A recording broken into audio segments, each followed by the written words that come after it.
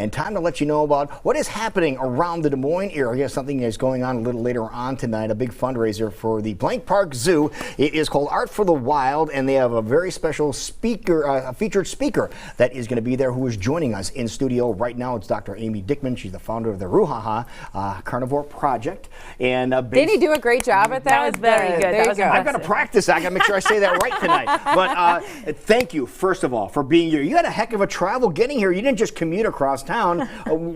Tell everybody where you came from. Well, I came from the UK and then via Denver. Just to be on Iowa Live, which is really nice. But thank you so much. But the work you have done with lions and carnivores in Africa is absolutely amazing. Thank you. Well, it's really not me. There's a huge team of people behind us in the field. They do an amazing job. And also internationally, we're really lucky to have a lot of supporters, including Blank Park Zoo right here in Iowa. So it's really amazing to have a network of people across the world who understand how important it is to address the plight of lions, other big cats and wildlife, and help us do it on the ground. Now, you mentioned how important it is that the Blank Park Zoo participates in helping species around the globe. And we talk about this all the time, Jackie, about by going to the zoo, a portion of your entry fee going to the zoo is going to go help out animals around the world. And you said that really does make a difference. It makes a huge difference. Zoos really have always been our #1 supporter. So I think people have this weird feeling that somehow it's not good to go to the zoo. They sometimes say to me, you won't like this. But when I went to the zoo, and I say, I do like that. If you go to a good zoo, they can have such an impact in reaching people all around the world and then taking that interest and taking their money effectively and putting it into really good field conservation projects on the ground. Which is nice to know we're making a difference, because here in Des Moines, Iowa, when we're talking about lion population in Africa, there's a bit of a disconnect. Definitely. I think that's one of the big issues, that people feel this is a major issue, wildlife populations are dropping, but they feel powerless to do anything about it. Right. And we say to them, look, you have the power to do something just by going to your local zoo. If it's a good zoo, if it's sports field conservation, you can have a great day out and you can make a real impact on the ground to people and to wildlife. All right, so let's talk about some of these numbers, because I'm even learning this morning some shocking statistics, and we're just talking about our lions. Definitely. So lions are one of the most iconic species in the world. No Absolutely. They are everywhere, on flags. They were the first animal in figurative art. They're literally all over the place through human culture. And no one realizes how threatened they are. I mean, if you look at the lion numbers, we think there are somewhere around 24,000. That means there are as few wild lions now in Africa as rhinos. And there are probably about 14 times fewer lions than elephants. So say that again. Say that again so people comprehend. I had no idea that the lion numbers were that limited. Compare lions to elephants now, because everybody knows about the elephants being endangered. We hear about that all the time. Definitely. But lions, you're saying? Yeah, there are roughly, we're reckoning, about 14 times fewer lions than elephants left. Oh my goodness. Probably about the same number or fewer than rhinos left in Africa. Because a lot of times that's where you hear the concentration. Definitely. When you see commercials, or we're talking to you even with our local efforts here, you hear about the black rhinos, the rhino population. You hear about how elephants are still being harvested because of tusks and things like that. So it's like we almost don't even worry about the lions. It's like, oh, they're okay. It's a lion. It's been around forever. Exactly. But we need to be concerned. We need to be talking about this more. We definitely need to be concerned about lions. They've disappeared from 90% of their range. They've halved in 20 years. And what's really worrying when you look at lion populations is that of all the remaining populations, around half of them have 50 or fewer animals left. So they're very unlikely to persist long term. You deal with carnivores in general, correct? Okay, so you have lions, that's your primary focus. What other carnivores are we working with? So we also work with African wild dogs, cheetahs, spotted hyenas, and leopards. Those are the main ones we work with. Okay, and how are their numbers? Their numbers are also declining, unfortunately. If you look at both African wild dogs and cheetahs, they've also declined by about 90% of their range. Wow. We don't know much about leopard and spotted hyena numbers. They're going to be more secure. But all of these species are under threat because obviously you've got growing numbers of people across Africa. Large carnivores need lots of space. People need lots of space.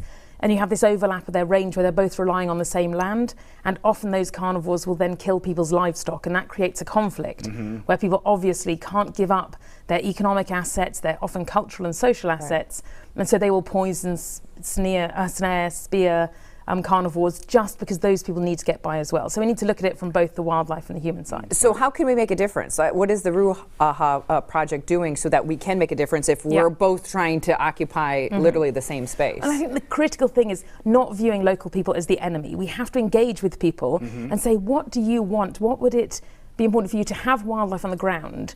All you need to get to is a stage where the benefits of the wildlife presence outweigh the costs. Got it. And at the moment, it's the other way around. Right. So we focus heavily on trying to reduce the actual costs of carnivore presence. We help protect their livestock, we protect people themselves, and most importantly, we work with them to deliver community benefits directly from the presence of wildlife.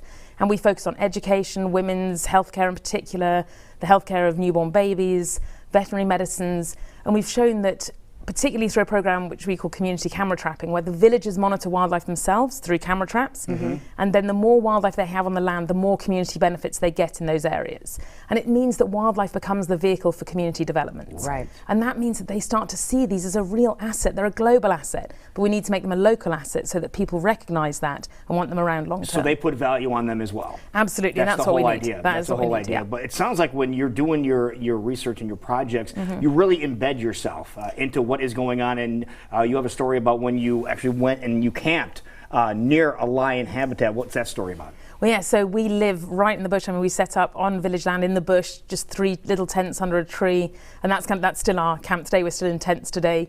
As you say, there are lions around. The very first night I was out in Tanzania, I had a huge male lion come and sleep on the tent. On the tent? On the tent. What, did it look like a hammock to him or what?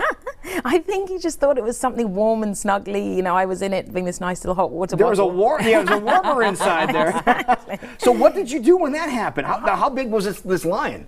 The lion was huge. The lion was a full-grown male, so you're talking... How many pounds? So you're talking, I'm trying to think of pounds now, you're talking up to 30 stone. You're going to have to do those conversions online. People. Wait, we have to act like we know. 30 stones, boy, that's huge. Exactly.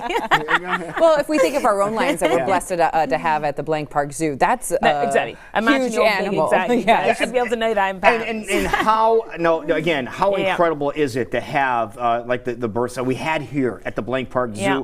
recently? We have some video. Look at those Oh, cutie so patooties. cute. That's They're what they so were a cute. little while ago. Yeah. They've kind of grown up, Doctor, since then. So remember those. Everybody was sweet. smiling and grinning, and they've gotten a little bigger Oh as my God, they're cute, aren't they? they have grown up, and it'll transform over to what they look like back over here in November as they continue to How grow. That is sweet. such cutie patooties. They are aren't so they? good. And this is it. You look at these and people across the world will say, what amazing animals. And what we need to do is recognise that and get that value down to the local level so that across the world we say it is worth keeping these animals long term. Absolutely. Now, throw that number out again. You mentioned how many lions there were in the wild right now. So we reckon around 24,000 is our best guess. 24,000. And Yeah. so by having this pride here in Des Moines, that really is a significant number.